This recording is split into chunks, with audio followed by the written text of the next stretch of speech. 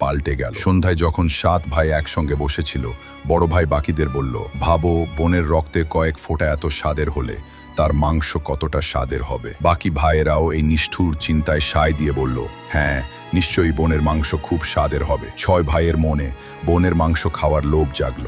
কিন্তু সবচেয়ে ছোট ভাই এই কথা শুনে ব্যাকুল হয়ে পড়ল।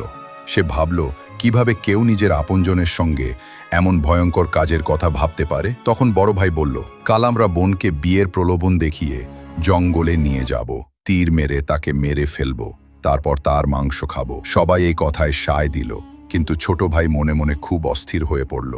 সে তার প্রিয় বোনকে বাঁচাতে চাইল, কিন্তু 6 ভাইয়ের বিরুদ্ধে প্রকাশ্যে কিছু বলার সাহস তার ছিল না। পরদিন সকালে বড় ভাই বোনকে মিষ্টি করে ডেকে বলল, প্রিয় বোন, তুমি এখন বিয়ের বয়সে পৌঁছেছে। আমরা তোমার জন্য একটি সুন্দর ও যোগ্য পাত্র খুঁজে পেয়েছি। আজ আমরা তোমাকে তার বাড়ি দেখাতে নিয়ে যাব, তৈরি হয়ে নাও।